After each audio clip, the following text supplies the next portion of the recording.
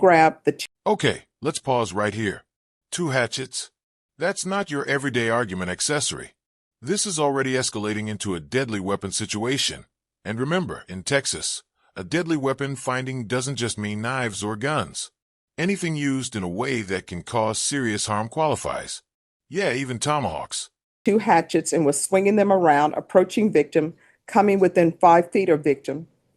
Victim stated that suspect said, "I'm going to cut this bee," and noticed witness standing behind her. Have parties announced, please. Rick Pena for the state of Texas. Bob Romach for Glenn White. And are you Mr. White? Yes, ma'am. All right, you entered a plea of no contest on May 27th. According to your plea bargain agreement, punishment is to be assessed at a cap of 6 years in the prison. There's a $1,500 fine, affirmative finding of deadly weapon. This is to run concurrent with 2025 CC 005111, and there's an affirmative finding of family violence. Have both parties had a chance to review the PSI report? State? Yes, Your Honor. Defense? Yes, ma'am. Any objections? Okay, let's pause right here. 2 hatchets? That's not your everyday argument accessory. This is already escalating into a deadly weapon situation. And remember, in Texas, a deadly weapon finding doesn't just mean knives or guns. Anything used in a way that can cause serious harm qualifies. Yeah, even tomahawks. State? I'm from the state. No Defense? objection. All right. Any witnesses from either side? No. Any witnesses? None from the state. All right, then, state. Let me see, I believe you may be opposed. Just one moment. I was silent, Your Honor.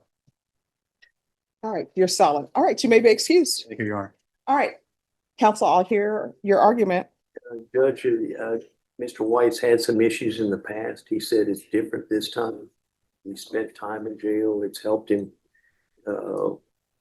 develop a new outlook. He told me he's going to follow your instructions. If you give him probation, he'll never be back here again. We like the recommendations, the probation, the outpatient treatment, weekly drug testing. He's had a drug problem. He needs to address that. Mhm. Also, the 180-day jail sanction is a good idea.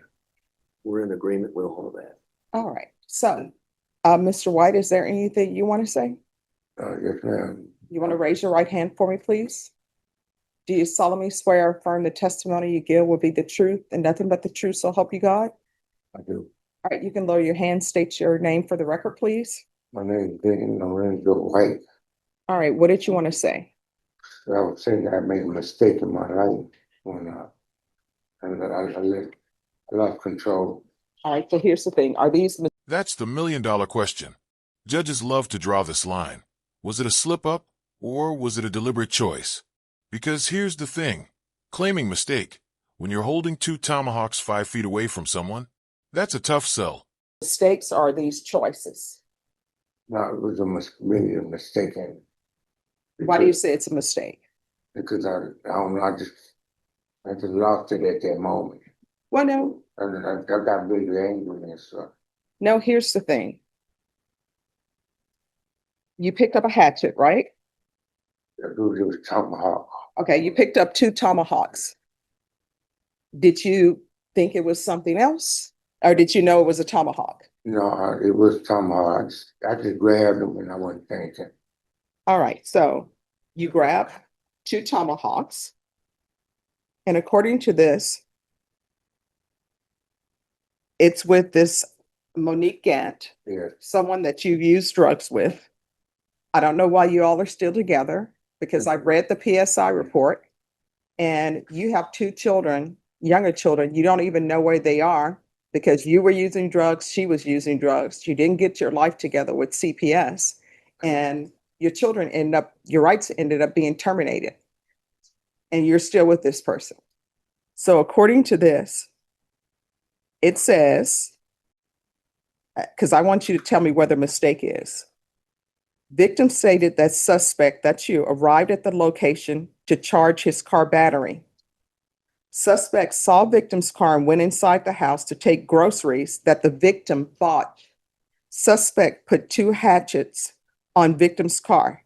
Suspect then grabbed a pole that was on the ground and tore through victim's taped up window and attempted to grab things from her vehicle.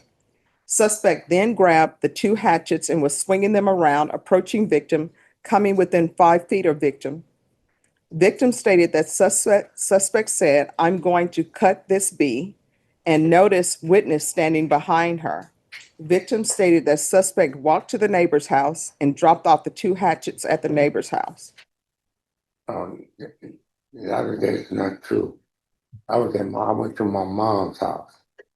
That was my mom's house. And then I went So to- why would you try to take groceries from the vehicle? I didn't take no groceries from the vehicle. Well, I mean, she said you cut through her window. I'm assuming the window Yeah, was. no, I picked up the little pipe thing, and it had plastic on the window, and I just like tore it open. Why? I was intoxicated too, Charlie. All right. Here's the thing, Mr. White. I don't know if you'll. Buckle up, folks. This is where the judge pulls out the receipts. Every prior conviction, every probation revoked, every assault. It's like watching a rap sheet greatest hits. But the problem is, this playlist has been on repeat for decades.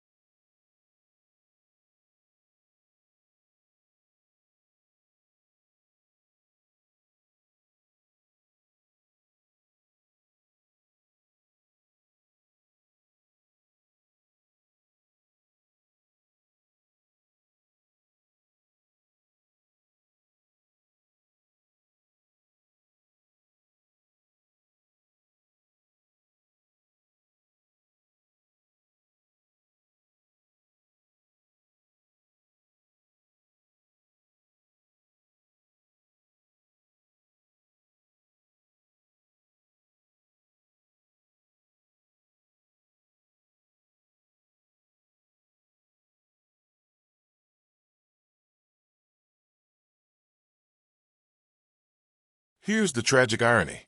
At 62, most people are thinking about retirement plans, grandkids, maybe fishing trips. But for Glenn White, the conversation is about whether prison or probation is even viable after a lifetime of convictions.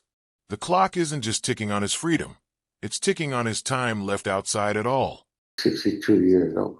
All right. So I don't think you're a good candidate for probation. Can I say something? Sure. See, I've changed my life. My mom got sick now. I'm old too. And I don't know if I had that much time left in my life. But I really want to see my mom. She's in her 80s. If I go away, she will pass away. That's all I have in my life is my mom. All right. So here's my question for you. And I'm not trying to be cruel, but you knew about your mom. Why would you do this? Knowing about your mom? Well, my mom just got sick recently since I've been locked up. Mm-hmm. This here started since I got locked up. She's been in the hospital in and out about 4 or 5 times. She had a minor heart attack. Yeah. I didn't think it was going to be like this. Well, I mean, these are things we need to consider, right? Yes, ma'am.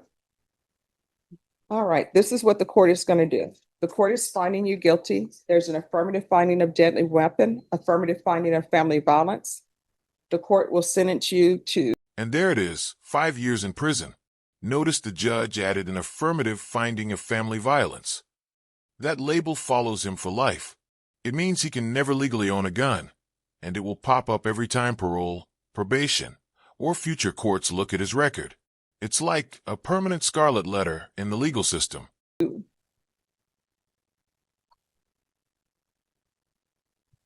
5 years in the prison.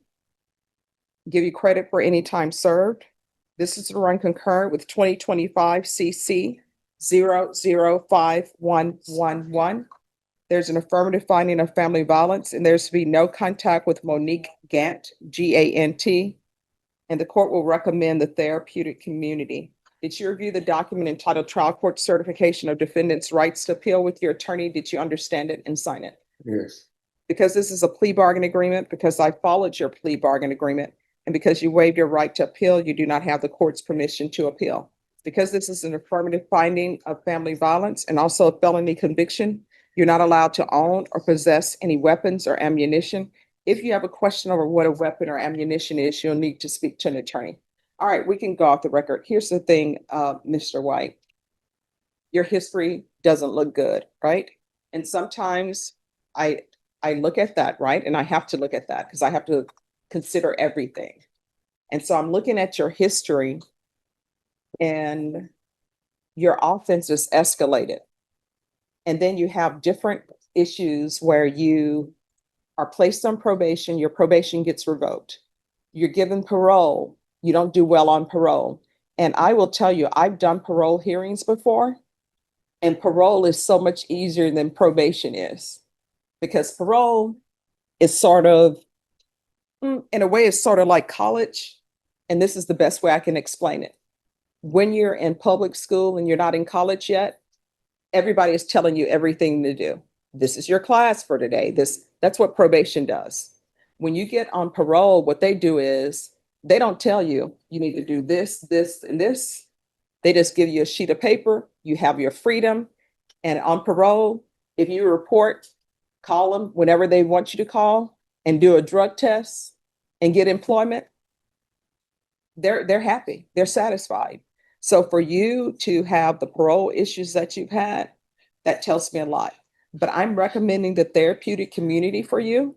The therapeutic community will help you when your parole time comes up, because they're going to see that you are actually doing something to try to help you with your drug addiction. Because when people are looking at whether or not to place you on parole, and I've done parole packets for my clients in the past too, they want to know if they place you on parole, is this a person who's not going to commit any more offenses? So you need to be working on a plan. Like, I'm going to be doing sober support meetings. This is where I'm going to be doing them. This is where I'm going to be living. I'm going to be stable. This is how I'm showing you that I'm going to be stable. That's what you'll need to do for them, okay? All right, good.